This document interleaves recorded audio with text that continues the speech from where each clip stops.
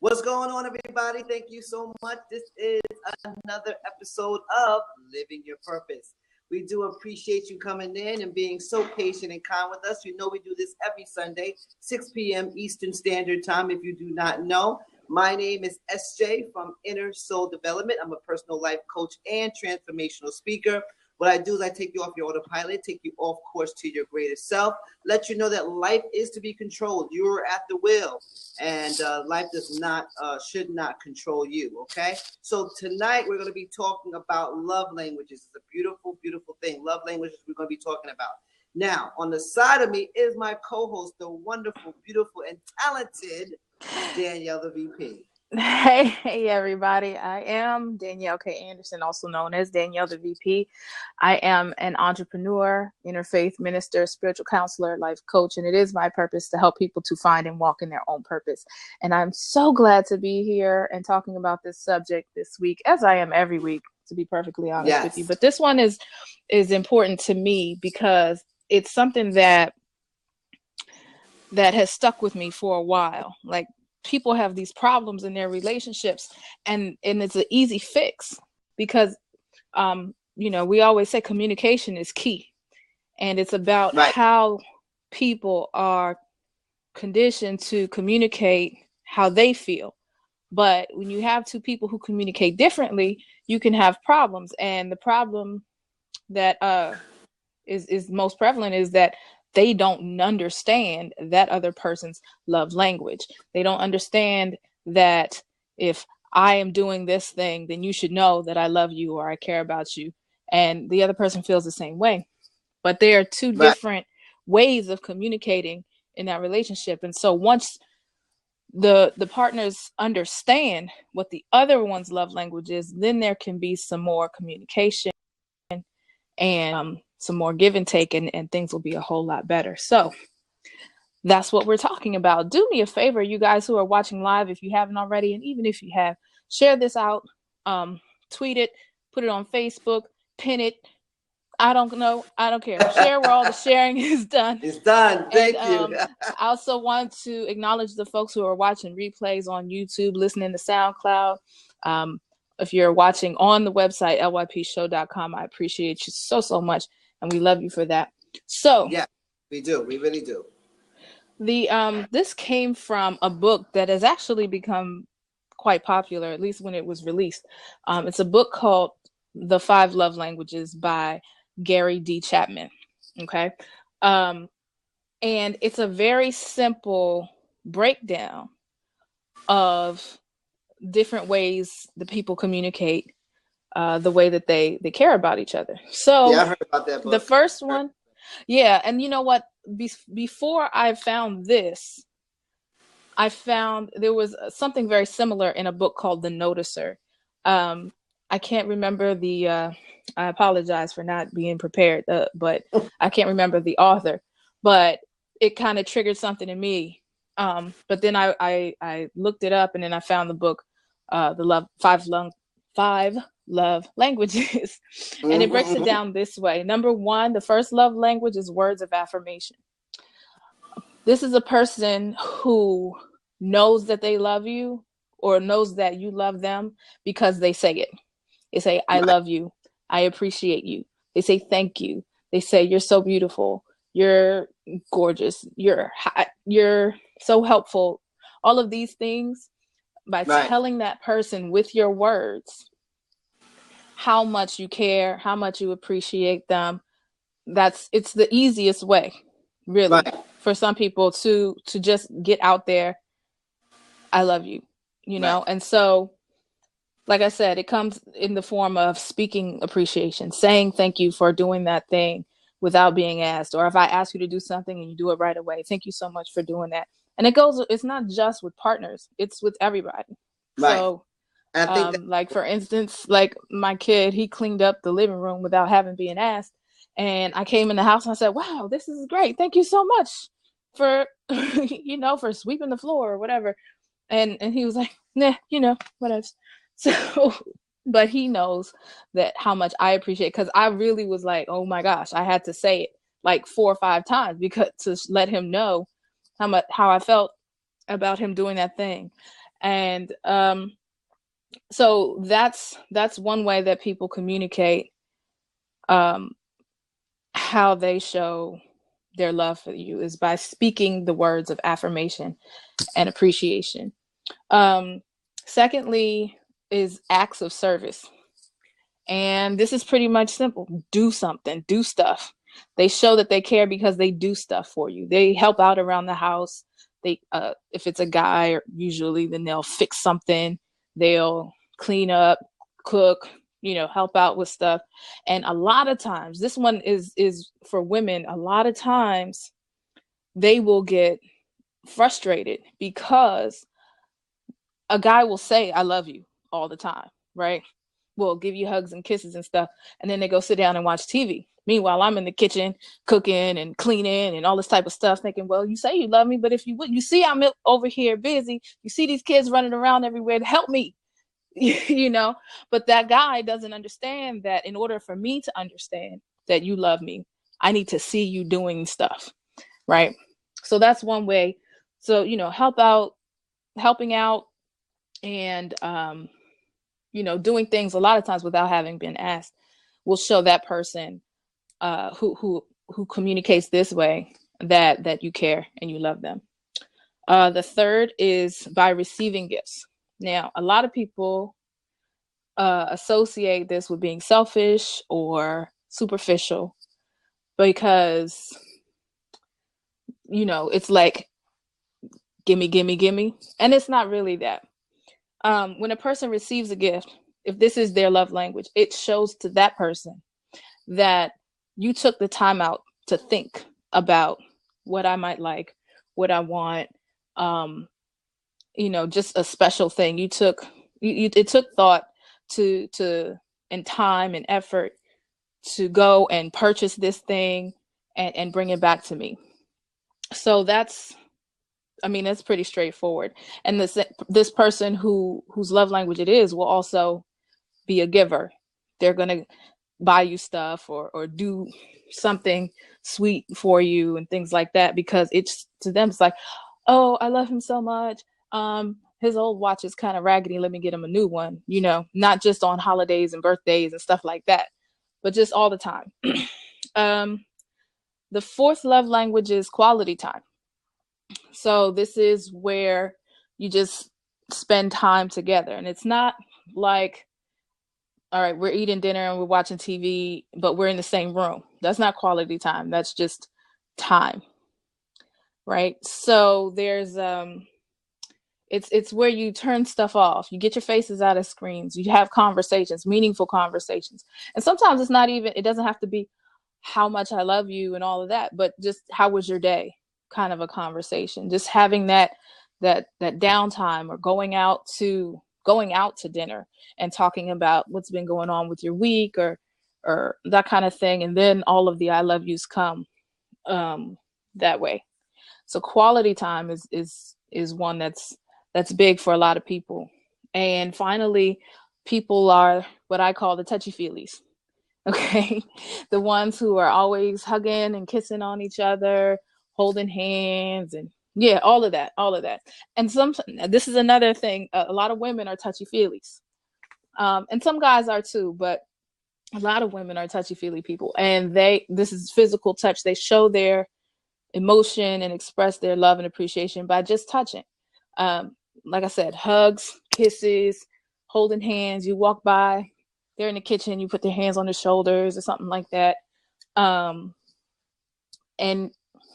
naturally, intercourse is a big deal for the touchy-feelies, but it doesn't have to be. It's more about having a connection when you're being intimate, having more sensual lovemaking or whatever, and not just get it done, get it over with, right? So those are the five languages: words of affirmation, acts of service, receiving gifts, quality time, and physical touch. And so I wonder, and some people are fall into several of these categories, but there's one that's more dominant, right? But I wonder, for those of you all who are watching live And you, SJ, even which category do you feel like you would fall under when it comes to the 5 love languages?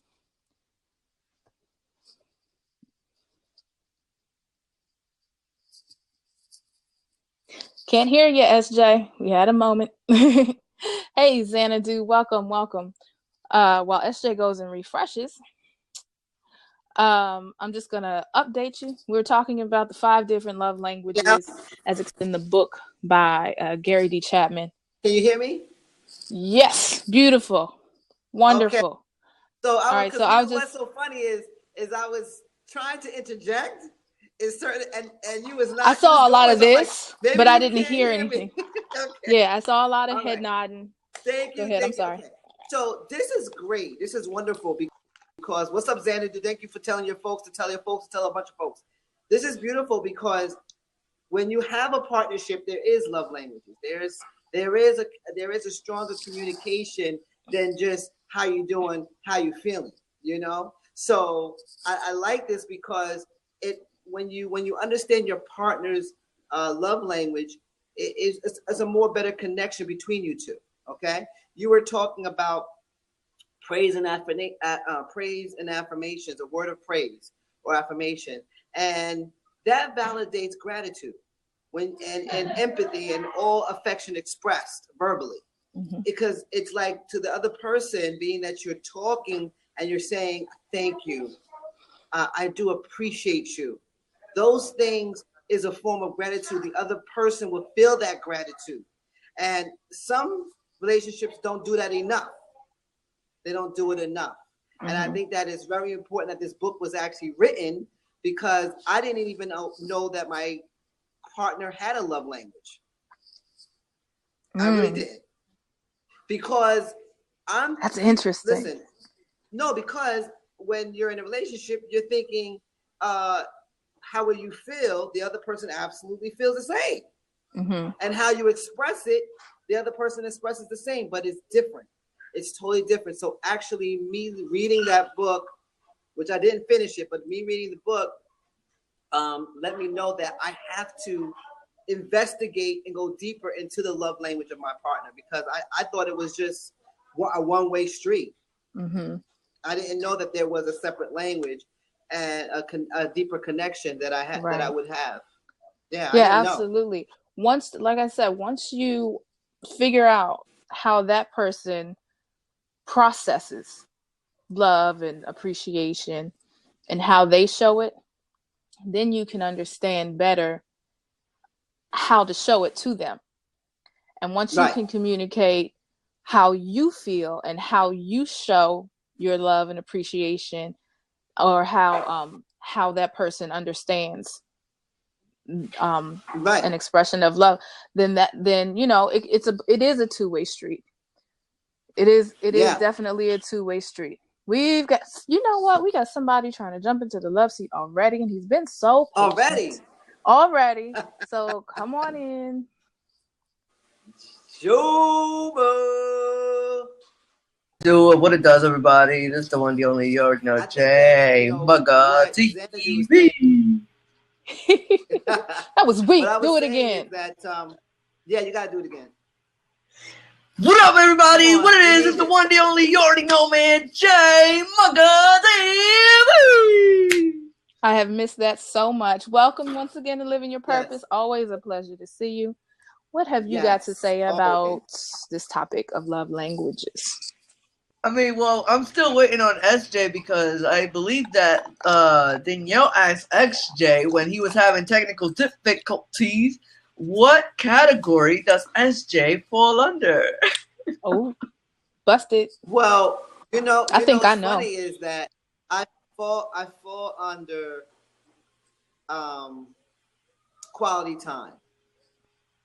I think I fall under that because being that me and my partner, we basically are so connected, meaning that we see each other every day, we talk to each other every day, we spend the quality time, but it's just not that. I think that everything needs an improvement.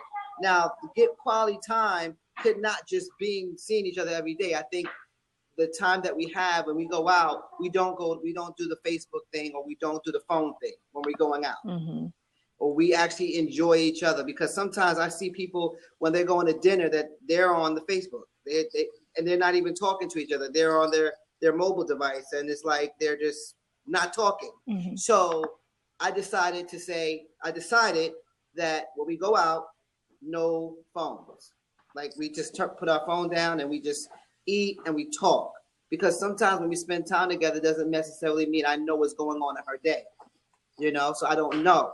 So the quality time I do fall under. However, it does need more improvement, because we were the type of individuals that would be on our mobile phone. So we decided that's not going to happen, and we spend more quality time and focus on each other more.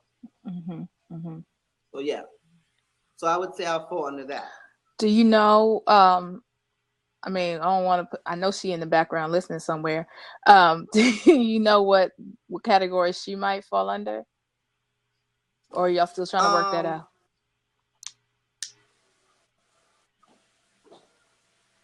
She would fall. I think quality time too. Oh, that's good. I think quality time. That's because good. she likes to go out. We need to go out here. We need to go out more. We need to do this more. We need to go and enjoy the weekend instead of spending inside the house.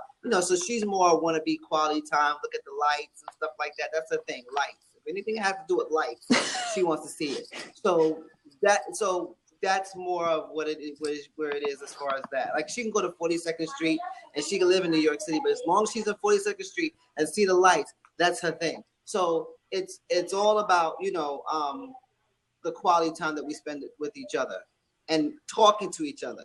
Right. Because some people can spend their time with each other and they don't even, because they're somewhere else, they don't even know what the other person is doing. So spending quality time, and it says that any time focused on another, either actively or in conversation, is important. So conversation, knowing what the partner went through for the course of the day, understanding what your partner feels is very important. Talk to your partner. There it is. What about you, Joba? Yeah, where do you fall under, Joba? I was waiting calling out the host. I was waiting for SJ to turn it back on me and see if he was gonna do it. Danielle gave me the assist on that one. She went first. She gave me the assist. Well, me, I'm and I thank Danielle for bringing that up, for picking it, because there's a lot of different ways of love languages, but I'm more of a touchy, feely type of person. Like, if I am with somebody or my significant other, I always want to hold her hand, go to the park, see the boats pass by, bada bing, bada boom. Or just hug her, like kiss her, look into her eyes and get lost in her eyes and ship, and then just let her know that, I do like her, that I do love her, that I am happy with her. And yeah, I'm just more of a touchy kind of person. So I think get lost in the eyes, bro. That sounds like a Hallmark card. Hey, bro. Oh, that's so romantical. But I like that. But I like that. Yeah. Most guys are not touchy-feely. That's true. Most are not. Most guys are not touchy-feely. And it could be as simple you sitting down in front of the TV watching a football game or watching a basketball game and trying to understand how the schematics of what was going on, could tell to the man that, she really loves me. Mm-hmm. He doesn't necessarily have to be touching on all of you, because most guys are not touchy. Me, I'm a touchy-feely type of individual sometimes. Right. However, I don't necessarily need to, kiss you or whatever, but I like to, sometimes I rub the back of my partner, just rub the back, mm-hmm. or stroke the hair. It doesn't necessarily have to be anything like that. So I'm touchy-feely sometimes. Joe was taking notes. Let me ask you. Are you taking notes? He's taking notes. I would I've had some touchy-feely relationships. Well, I've had guys who were more touchy-feely than others, and it would be like the simplest things, like when we're driving and that free hand is held. Yeah. He drives with the left hand and hold my hand with his right hand. That hand. Yeah, the love hand. basically, or just kind of lean up against each other while we're watching TV. Even if it's football, we'll just kind of lean on each other, and then a play happens and we both jump up and then go back into each other that way.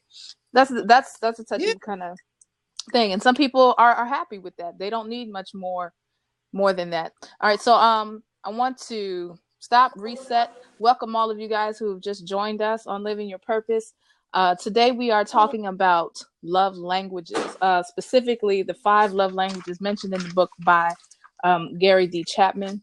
And they are words of affirmation, basically speaking how you feel about that other person, acts of service, doing things for one another or for that person, gift giving and receiving, quality time, and physical touch. So that is Right. what SJ, you're ghosting. Can you refresh? I'm ghost. Okay. Yeah. So those are the 5 love languages. And if you have not already, do me a favor, do us a favor, share this out, tweet it, put it on Facebook, share it where all the sharing is done. Thank you so much. I appreciate it. And for anybody who does not know who I am, my name is Danielle K. Anderson, also known as Danielle the VP. I'm an entrepreneur, an interfaith minister, spiritual counselor, life coach, and it is my purpose to help people to find and walk in their own purpose. My co-host SJ had a technical difficulty. Here he is, and he can introduce himself as soon as he comes back in the seat. There he is. SJ, could you introduce yourself real quick for the new folks? Where's SJ? Come on, man. I don't want to edit that much on YouTube later.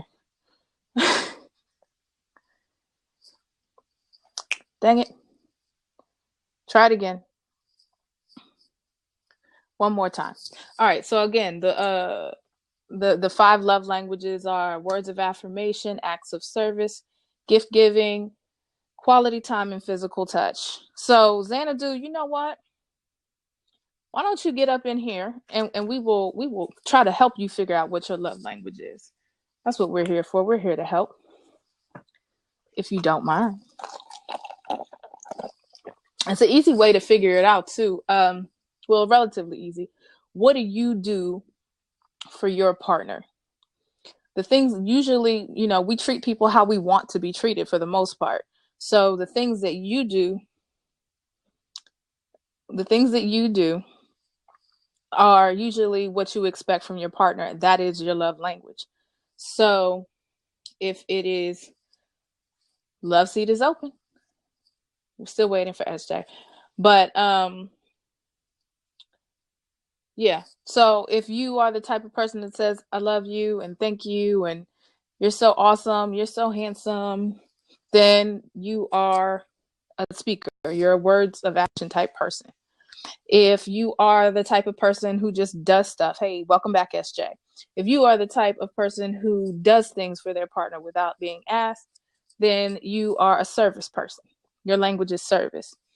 If you like buying stuff for that person and someone buys stuff for you and you feel that's awesome, you are a gift giver. If you just like hanging out with one another, then that you're a quality time person. And if you just like the touchy-feely, huggy, smoochy stuff and you don't need much else, then you're a physical touch person. Xanadu is in the love seat. It's been so long. Oh, I'm so happy.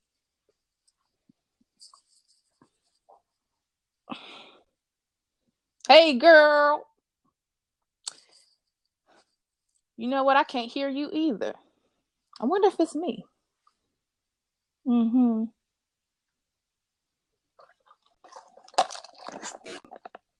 Can you hear me now?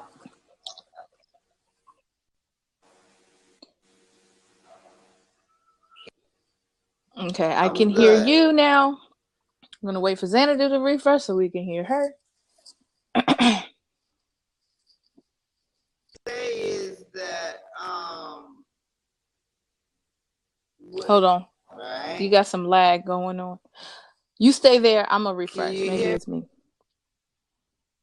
Okay. Okay.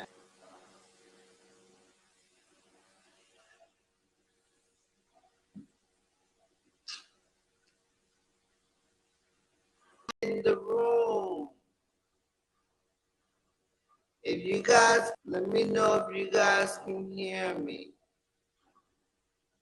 Hear me and see me, press the 1.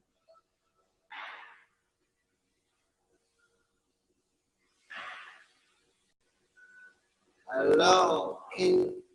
Okay, 1. Okay. Difficulties right now. Yep. Nope. It's you. And there's Xanadu.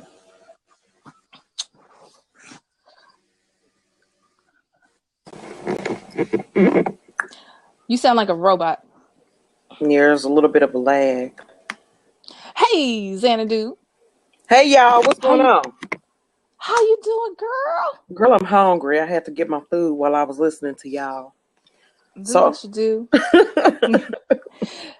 So let's talk about this thing. What do you think about the topic? I like the topic. I've heard of that book. I've never read it. I think I might just have to I highly go and buy it. Yeah. Mm-hmm. I don't really know what my love languages are. I think that it's just been my observation, just based kind of on what y'all are saying, since I'm not real clear on how it works. I think my love languages kind of change according to who I'm dealing with. You know what I'm saying? Because there's certain points, like y'all were talking about, whether you're physical or not. I got to be in the mood for that shit. Like, y'all recording this, huh? I'm sorry. Well, y'all know that's why I don't get on the camera with y'all, because it's okay. I'm a little reckless. It's absolutely okay. Okay, I'm sorry though. I'm gonna try to behave myself. But yeah, what y'all? I'm just saying. Yeah, but I really don't know what my love language is. You know what I'm saying? Right. So what you said was, well, here's the thing. Sometimes it can be 2 or more, all of them. You know, it depends on the person, and like you said, it depends on who you're with, right? And what that says to me is that you're able to recognize the other person's love language and see what works for them. You know what I'm saying? For you and that person in that relationship. Does that make sense? Yeah, that does make sense. I guess as I'm thinking about it, I'm like, I don't know. Right. Because okay. We can hear you, but your sound is kind of bad. Leave the app altogether and then just come back. Just shut everything down and come back in. I'll hold it down. You got it. Okay. Right. But yeah, well, let's put it this way. How do you feel a person expresses their love to you best? Like, when do you know that that you're loved the most? Or appreciated, at least. It's a thought process. I don't know. Yeah, because what I'm thinking of is I'm thinking of different relationships, right, that I've been in. People that are completely different. And they can look like being touchy-feely. But most of the time, people tend to adapt to me in relationships. And then there are friendships, you know what I'm saying? Like, other relationships, I'm sure these apply to as well. Absolutely. I don't know. I guess in a sense with like just relationships, like romantic relationships, it usually manifests itself in somebody being stability for me. And that I don't mean that necessarily in buying gifts, you know what I'm saying, per se, but I mean just stability, just being able to know that if something needs to be done, then that person got it. It's to me, that care. Right, you know what I'm saying? So I think in a romantic sense, that's what that is.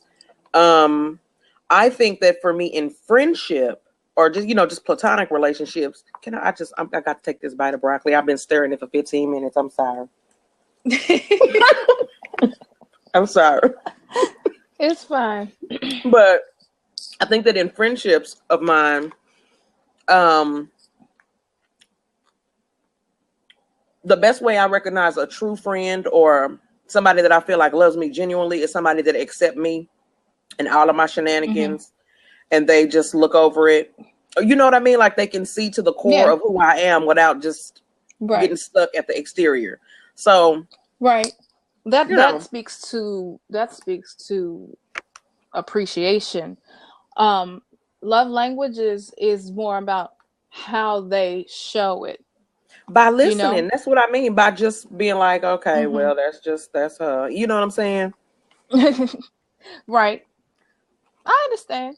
So, like, put it this way: like, are your friends the ones?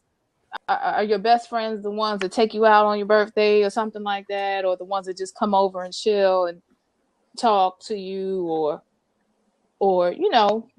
the ones that say, "Girl, you got it going on," you the ish or whatever. No, I You know what really I'm do. I saying? appreciate people that are honest with me, and usually that manifests in just time, like y'all were talking about quality time. You know what I mean? Just spending Hmm. time. It doesn't have to be Right. extravagant. I don't recognize extravagance with friendship necessarily. Hmm. Um, Right. Yeah. I think we're just gonna have to let it rock that way, SJ.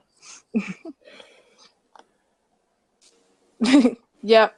So in that case, at least for friendships, it's time. It's spending time, no matter how you do it, where you are. mhm. Okay. So that may well be your primary love language anyway.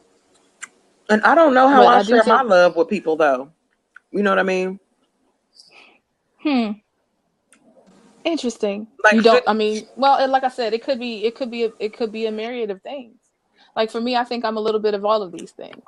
yeah, If I have a guy come over, whoever I'm with, at the time, and I cook. Now I cook all the right. time anyway, Mhm. but I know that there are a lot of men who are not used to having somebody cook for them. Their Mhm. mamas didn't even cook for them. So for them, me doing this thing without even having been asked or not saying let's go out to eat, just feeding them is a way for them to understand that I care, that I have appreciation for them because it's something that they're not used to doing. Mhm. You know, um, there are guys who might say I love you, but they don't do nothing. You know what I mean? They, Yeah.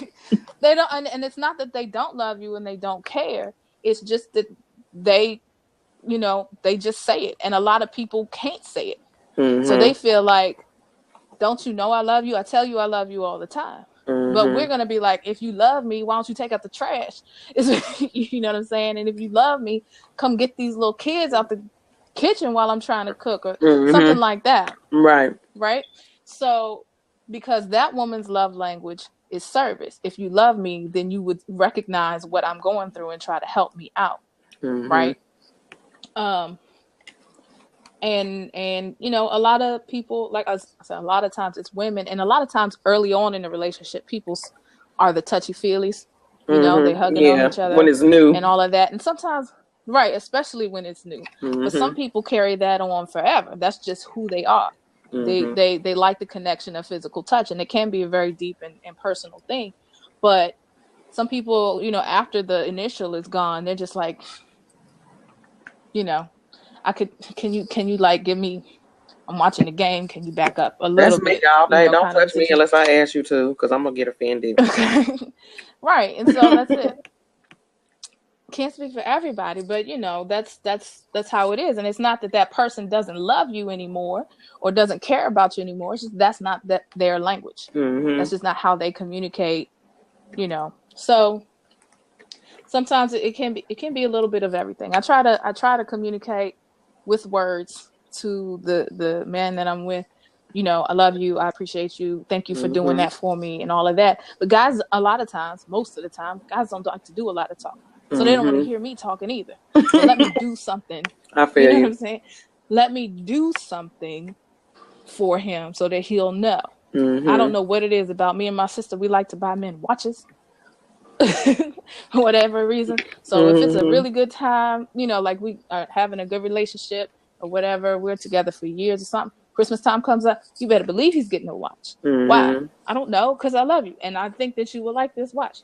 And they know if they got a watch, I'm feeling really happy about them at that point.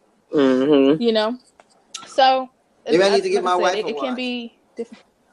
Get her a watch, get her a necklace, get her some earrings, get her all of the pretty shiny things.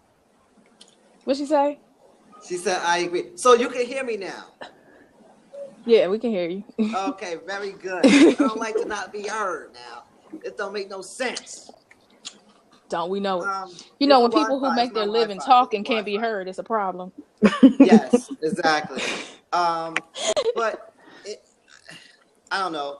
I think that simple things, like I said, women are very sometimes they can be very simplistic. They don't need much. Some of them just need a saying, thank you or I love you. Words to them mean a lot. Gifts sometimes doesn't mean that much. They could go without the gifts. Like my wife can go without the gifts. She doesn't really need it. It's good to have a gift here and there, but a card. Hold on, can she hear you right now? Can she what? Yes. I'm just checking. Right can there. she hear you? Okay. Absolutely.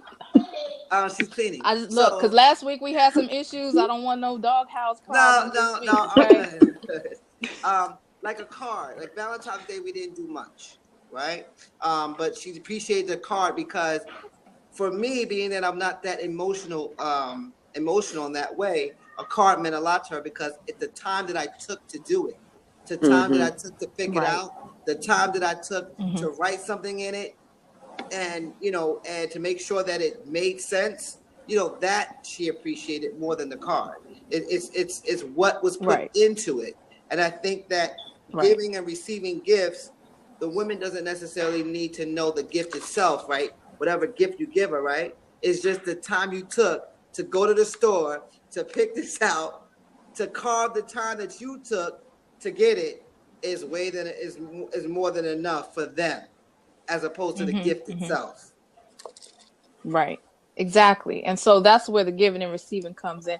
That language is really, like I said, a lot of people take that when a woman says, why don't you buy me anything? You never get me anything. You don't give me flowers. You don't give me jewelry. You don't give me anything. Some people in today's society, they'll think she's a gold digger or she's selfish. Not necessarily true. You can buy her lunch for real, and that would be nice. If it's something that's not consumable, it's something that they could show off. Not to say,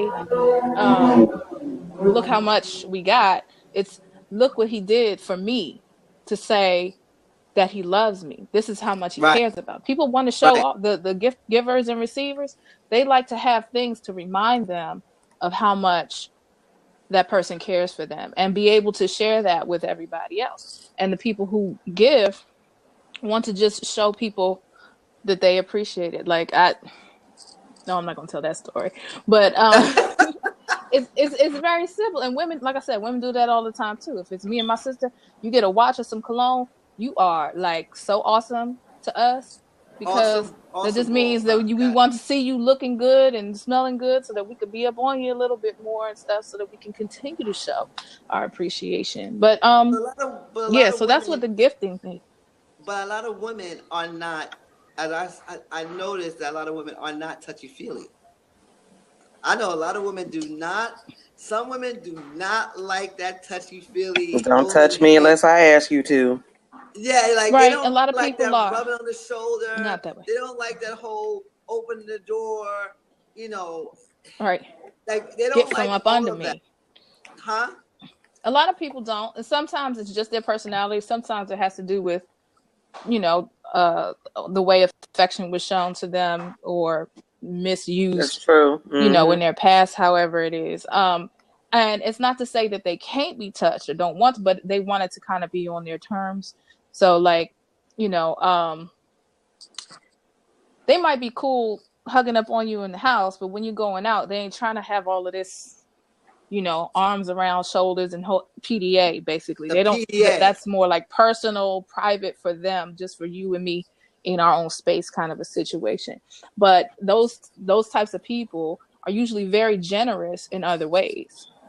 People who don't necessarily like to be touched a lot, they're usually very giving and loving, but they show it in different ways. And that's what this is all about. It's helping to recognize what those languages are, so that in a relationship you all can communicate better, instead of saying, well, she don't do this, she don't do that, she don't cook, she don't clean. Some people are just, unfortunately, just not blessed in that way, to be able to show that they will take you to dinner all day.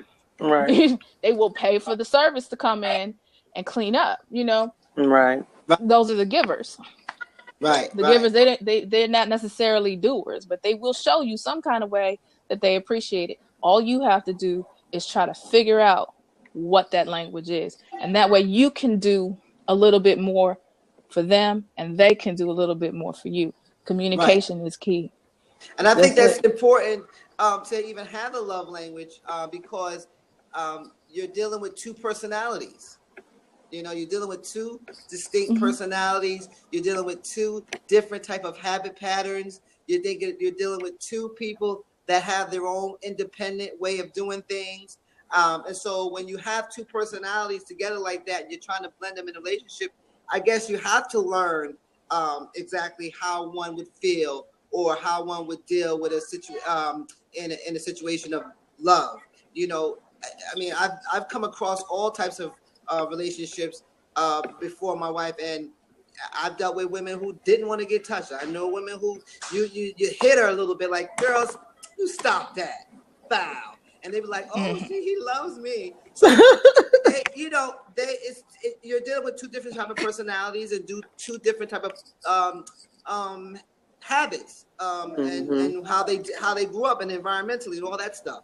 So it's very important to know the love language. But like I said earlier, I had no idea that my girl even had a love language. I thought what was normal would, if I like it, she like it. You know, if I say I love her, then she knows I love her.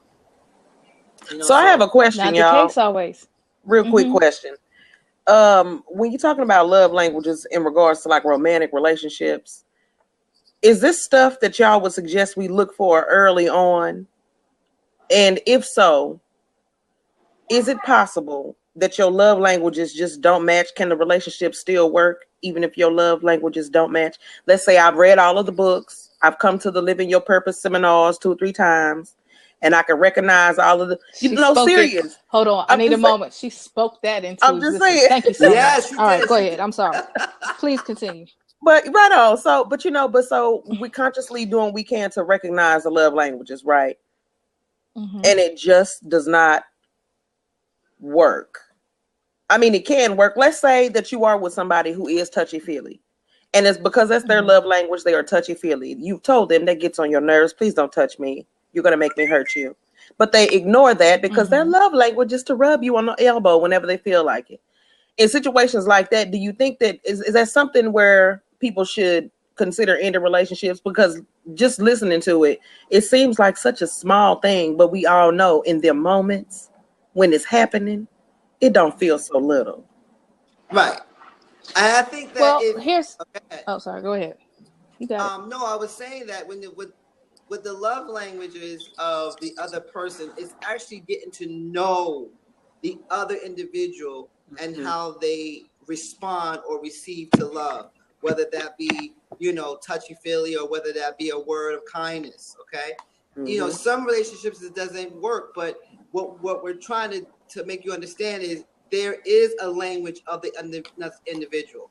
Now, if the other individual, say for instance, you're a touchy-feely kind of person, and your other partner is not, then if they're not going to respect that, then that's a problem. And I think that early on, I think you should, before you even get to being integrated with the next person, I think you guys need to speak on that. I think that should be spoken. Like, this is how I feel. I don't like to be touched. You guys have to, it's almost setting rules. Like, this is what I feel, and I respect my space and all that. Yes, I think that should be talked prior to you guys actually integrating into a relationship. Okay. Absolutely. But here's, again, yes, you have to have those conversations. You should recognize it early if you feel like you're progressing into something that's a bit more meaningful. But it doesn't mean that because my language isn't touchy-feely that you can't touch me. And it shouldn't necessarily be for you either. But what I'm saying is this: if you feel very strongly about this person, you recognize that they're touchy-feely and you're a talker. Just like you don't want him touching you, he don't want to hear you running your mouth. So you have to figure out a way to understand. So you could say, I love you, but you don't have to send those 30 texts of, hey, what you doing? How's it going? I love you. I miss you, all of that. But you can get a nice hug when you come home. You know what I'm saying? And I'll say, Mm-hmm. how was your day? I missed you, or thank you for whatever, Mm-hmm. and work together on it, because it's not a one-way street. It's Right. not, I don't like to be touched. Don't touch me. If you touch me, it shows me you don't respect me because I don't want to do, you know what I'm saying? That's Mm-hmm. not the case. It's about compromise at that point. If you care enough about that person, and how they understand, because it's not just them touching you, that's them showing you, but they also need touch. You see what I'm saying? In order for Mm-hmm. them to understand that you love them. So it's not about necessarily doing what they want just because they want it, and or vice versa. It's about understanding what each Mm-hmm. other needs and being able to work within that. Have the conversations, ask the questions. What Mm-hmm. if, you know, if I, gave you a kiss on the cheek every day, would that work? And then, yeah, that's cool, but can you not send me a million texts during the day? I get it. Mm-hmm. You said Mm-hmm. I love you this morning. You said I love you last night. I get it. Right. Right. So Mm-hmm. it's about compromising, and maybe you all can explore these other languages as well to see if that works. So maybe instead of hugging and kissing up on you all day long, he could take out the trash, put the laundry away, Mm-hmm. and then you could say thank you, and you'll want to be more, you may want to be a little bit more touchy-feely that way, because he has Mm-hmm. shown you that he cares about you and appreciates you and try to help you out, and then you can give him that hug and kiss, and you can still say I love you.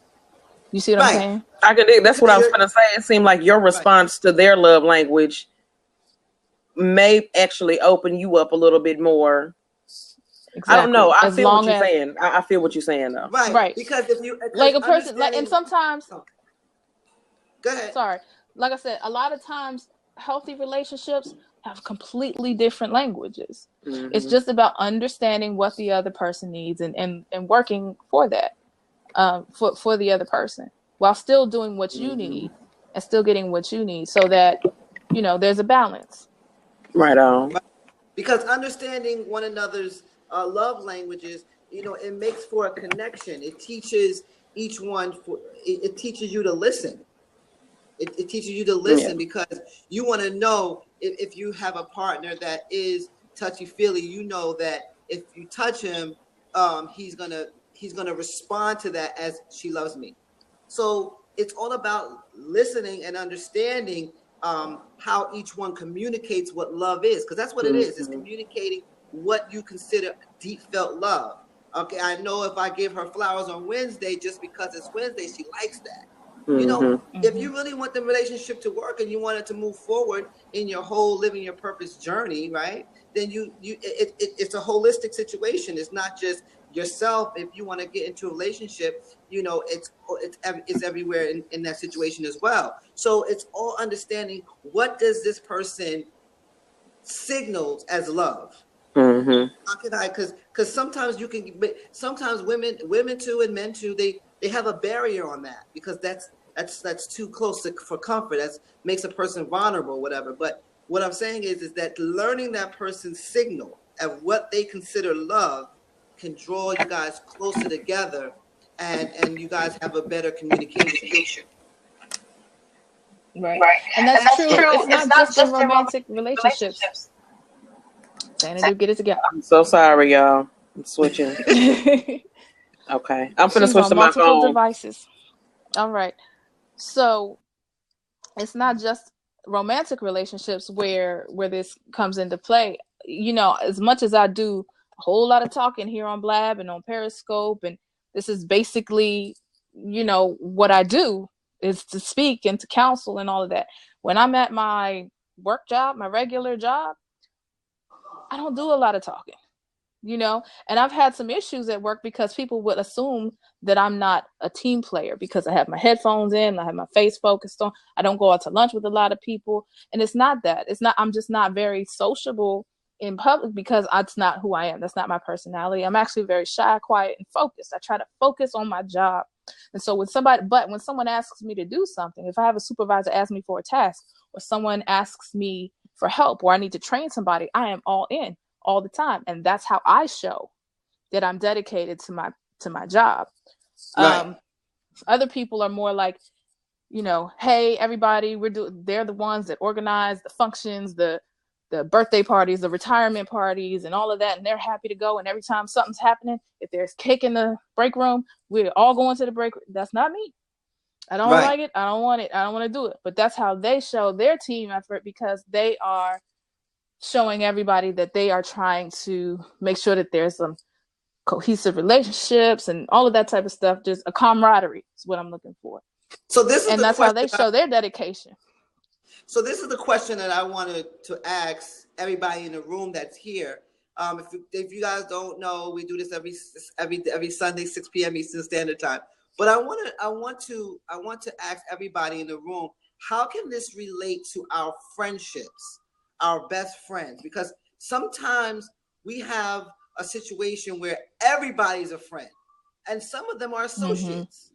So we have to be able to understand we have associates, we have friends, but how can we use a love language in a situation of our close associates, or close friends? How can we use that? Because I think that's a good question. It should be on both ends. It should be in our personal relationships with our partner, and it should also be in relationships with our best friends as well, because they need to know. I mean, I don't have that many close friends. I have a couple best friends, and we all understand each other's love language too. And I'm learning this now, and I'm trying to, in my head, I'm like, I can use this in my friendships as well. I could definitely use this in my friendship as well. It says clearly define Brian says clearly define the difference in the relationship label. Okay, what do you mean by that? Well, I think what he's asking is the difference between a friend and an associate. I think a friend has a more of an emotional attachment, a more sense of loyalty, more time spent, more experience, I suppose, more of a personal connection. An associate is someone that you may hang out with from time to time. You may get along just fine, but there's not as much of a sense of affection for an associate. And the problem that some people have is that people get emotionally attached to everybody, and that is not that's not as clear to some people, because some people are very, very emotional, and they want to be a friend to everybody. And you can be a friend without somebody being a friend to you. Right. And that's a different thing. Like, that's my friend. No, you're their friend. Okay. They ain't doing nothing for you but keeping you company once in a while. That is not your friend. Okay. Just because you know them, you're in the same class, or you work in the same building, they are not your friend. That's just somebody that you know and that you associate about. So that's how I define that. But these different ways of expression are prevalent to friendships as well. This is not just about romance. This is about communication, right? And like I said, when I'm at work, I'm not a talking person. I don't like to do it. I don't want to. I mean, I have my associates, the people on my team. When we take a break, we'll talk about what happened. The supervisor asked us to do this, and the client is asking for that, and all of that. And we'll discuss work stuff at work. But, outside of work, we're not talking about anything, Right. And some people who are best friends, they go to work together, they go out to dinner together, they do happy hour, all that. That's not me. I'm not a talker. I'm a doer, right? Right. But with friends, it depends. Like, some friends are like, hey, y'all, let's go out. They want to hang out every week, every weekend, go to the clubs and all of that. Those are the people who do a whole bunch of stuff for your birthday, and they're trying to party. Those are the doers and the givers. Right. And some people, or the quality time people, that's kind of how that they all kind of fit together. Some friends are like, hey, come over to my house. We're just going to do a movie night and talk about people. Let's drink wine and talk about boys. That's how girls do sometimes. I guess that's what I've been told. And some people are affirmers. You are so great. You are so awesome. Don't worry about that thing. Don't worry about those people. you're great, you're amazing, you're wonderful. And that's how they, they show emotion. You have touchy-feely friends too, at least with females anyway. Yeah. They're always hugging, Yeah. and they got their faces all smushed together on Instagram doing all of this. Yeah. But yeah. really, again, you have friends who I have seen this so many times with some of my associates and friends, and they're talking about, oh my gosh, I'm always doing this for that person, I'm always doing this for this person, she's always calling me. And I'm like, well, maybe that's just not like, that's just how they are. They maybe are better at receiving stuff, and also, but not great at giving. Sometimes they're talkers. They will listen to you talk all night and all day long. They'll be like, girl, I understand. And all of this, they'll listen to you. They're communicators, they're verbal communicators, but they have to receive also. So it's kind of a tricky situation because, well, at least when I'm talking about women, because we are a little bit crazy. Screw it, I said it. I don't care. Catty for sure. Emotional, all over the place sometimes, but it is important. Like, if you're having problems in your friendships, you should talk about it. Like, I don't feel like you are being a friend to me because I'm always doing something for you. I'm always doing this and I'm always doing that. And the other person feels like, what you mean? I'm here for you all the time. Whenever we, I'm not always doing this for you, and didn't I do that? Yeah. How do we recognize love languages in regards to kids? I don't have it. I have 2 kids. My wife has 2 kids. And let me tell you something. Kids have their own personalities, and they receive the signal of love differently. Than the next individual, the next child that you may have. But yeah, everybody responds to love differently. What you may think being smushy and being all that is showing love, but to that other person, they're not receiving it that way, because all they need is more words, kind words. So it all depends on how, like I said, kids have personalities, and how they respond to love, or how they communicate what love is really depending on each individual child. It's really depending on each individual child. So right. It's like, and for me, it's again, it's watch them, watch the kids. You give your children love, and however you feel most comfortable. I know a lot of kids have problems with their parents because they don't talk. A lot of parents don't say I love you and all of this and all of that, or encourage them. They just do stuff for their kids, and they say, I feed you every day, I put clothes on your back, I go to work all the time just to make sure that you have everything you need. What else am I supposed to do? This is how I show I love you. But watch your kids, pay attention to what they do for you, because little kids are generous in their ways. Some kids, the kids that are always drawing stuff and writing little notes and things, and here I made this for you, and here I did this for you, and they'll take I used to do this. I used to take my dad's own tools and put them in a box and say, here, daddy. Because I was a giver to my parents. I always gave stuff to them. I didn't always do what they asked me to do, but I would give them stuff just because I wanted to. Right. Some kids will just be obedient. Right. Some of them. So you ask them to do something, they do it, and they're like, okay, mommy said do this, so I'm gonna do this, and that way mommy will know that I care, I appreciate it, and all that, because mommy's gonna say thank you when I'm finished, right? Right. So right. You know what I'm saying? So, when like I said earlier with my son, he cleaned up the living room. I came in, I was like, whoa, I was not expecting this. And I mean, it wasn't like horrid or anything like that, but it was a noticeable difference. And I was like, wow, thank you so much. And he, he's not very expressive, but I could see that he appreciated my appreciation. Good. So yeah, a kid will tell you once you recognize these things. Some kids are always trying to be up on you and sit on your lap and give you hugs and all that kind of stuff. Those are the touchy-feely kids. And some kids just want to go and play. Dad, can we go play catch? Mom, can we go to the park? They just want to spend time with you. So it's really easy. Just once you recognize, kids are easier because kids are, for the most part, very honest. The little ones are anyway. They will show you As long as you learn to recognize these different ways of showing affection, then they will, they'll tell you. Yeah, Your son is a talker. My son is a talker too. Oh my God. Yeah, but you know what's so funny is I think the key word is recognize. I think a lot of parents miss that. A lot of parents miss that. And sometimes when the kid is in the mobile phone or they're on the computer, I think the communication then ceases because the child's in the computer or the child's in the mobile phone, and so there's no communication going. And then when they get older, they always say, as you see these little Dr. Phil's, right? Dr. Phil's, oh, well, my mom never loved me, but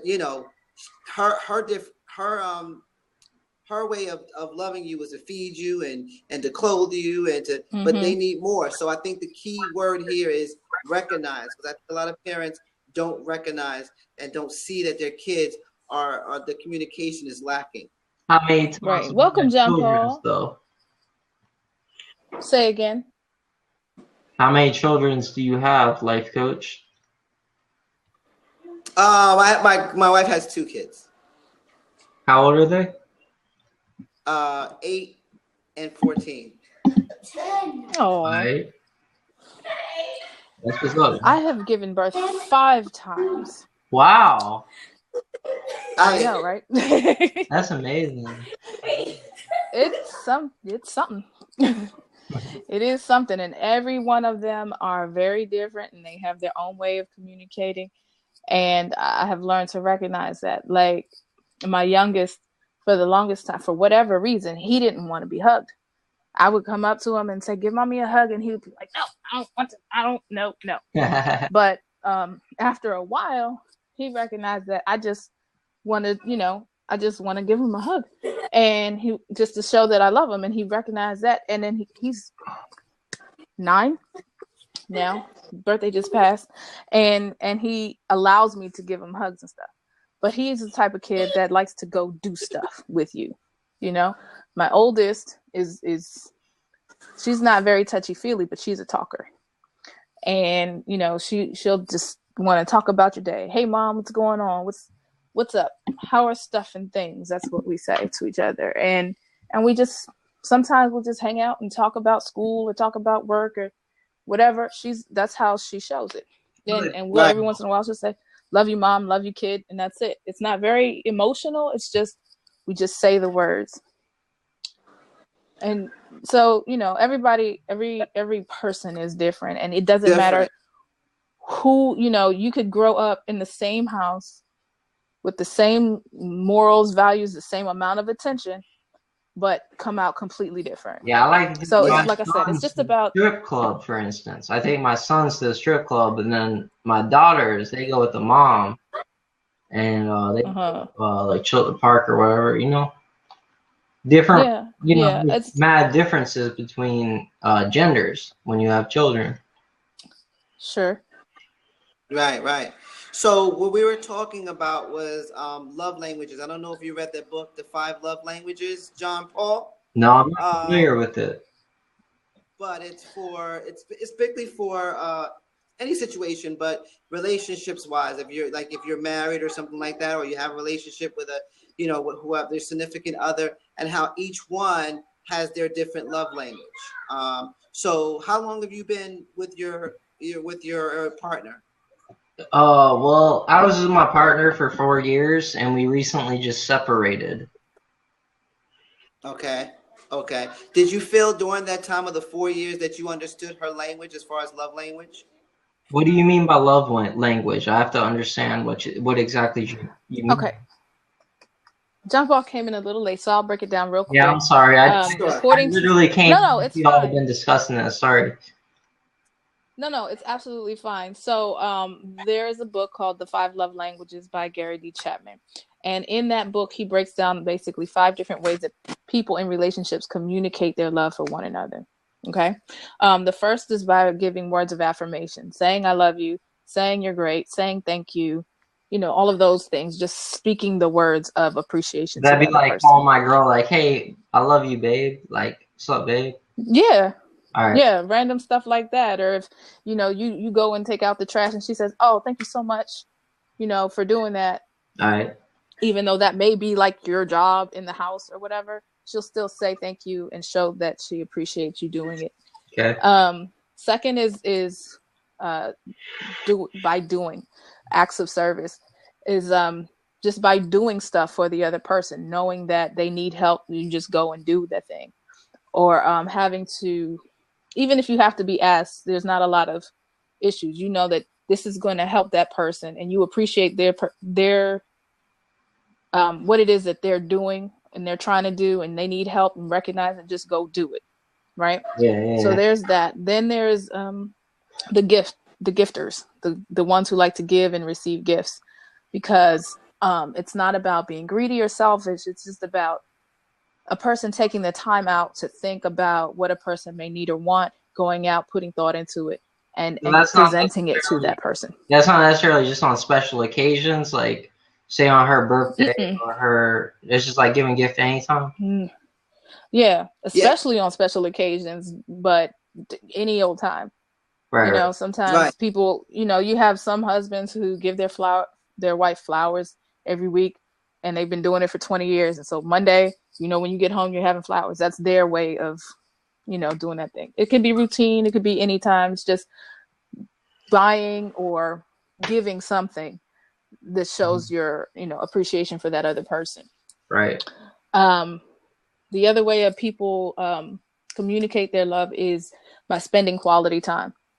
This is not just hanging out on the couch with your faces in screens. You got the TV on, you're over here, the other one's over there reading. It's about, focusing on one another, even if it's for like 20 minutes a day, talking to one another, going out for dinner and getting away from the home, go to the movies, go to the park, and whatever, just spending that one-on-one time with one another. That is how quality time people show their love for another. All these things so far. I did Say all again? these things in my relationship. Yeah, I'm sure you have. The other one is the last one is physical touch, or what I like to call the touchy-feely people. Those are the ones that like are always giving hugs and kisses and holding hands and brushing up against your back or hands on shoulders, just showing that you care by touching, because touch is a very deep and intimate experience for a lot of people. Right. So some people are really, really touchy-feely. A lot of people aren't so much. Like I was saying earlier, a lot of people are cool with cuddling on the couch, but they don't want to hold hands when they're out. Well, if I touch her You friend, know what I mean? Say what? Touch her what? I touch her friend. That's probably not a good idea. No. So those are the different ways. Those and are what I was saying, like, yeah. So what a lot of people do fall into all of these categories, or more than one. And what we were doing was basically making sure that people recognize these types of communication, so that problems in the relationships can be lessened, because a lot of times it's just a matter of not knowing how the other person expresses or receives love. And once you recognize how that person understands love, then it's easier for you to be able to give that person what they need, and vice versa. True. Right. Because your way of communicating, or what you feel is love to you, may not be that way to your partner. Mm-hmm. So it's very important for you to understand what she would consider love, and love, or how she receives love, than what you're thinking. Because what you're thinking could be, hey, as long as I'm here, I make sure I call her, make sure that I let her know I'm coming home, I let her know I'm going out with the boys. That may not, that receiving set is not taking in that as love. For her, it's you spending quality time with her, you not being on Facebook, you not being on social media, but you guys actually spending the time together and learning about each other. Because I think the majority of the reason why most relationships don't work and why people are by themselves is because they don't take the time to learn about the next individual. I think that's why, you have some guys that are lonely. They just left. The guys are lonely. They don't have a relationship no more because they forgot to communicate with their partner. They didn't take the time out to do that. They didn't take the time out to learn about their partner. And I think that's why most men are lonely. And they don't have, and they lost the their same woman. with women too. The same with women Yeah, too. So it's very, very important that you apply and understand your woman, and then that way you'll be able to have a better connection with who your partner is, men or women. So all of that having been said, we're actually overtime tonight. Yes. But I want to thank everybody for joining us. For those of you regular folks, thank you so much. We appreciate you every week for supporting us and joining in the conversation. For those of you who are new, welcome. We are here every week at 6 o'clock Eastern Standard Time. That's PM. And I'm so happy that you joined us. If you want to catch the things that we have done in the past, please, please, please follow us on all the social medias everywhere. We are on Blab. We are on Periscope. We are on Twitter. We are on SoundCloud. We are on YouTube. And we are on Google+. We have a group on Facebook. We are virtually everywhere. Virtually. So the best way to follow us anywhere is to go to our website, lypshow.com. You can watch our past episodes. You can subscribe to all of our social media and find out what's going on. We have a lot of cool things coming up in the very near future that will be on the site, so make sure you check back often. Yeah. And let's see. I think I'm done. I think that's it for me.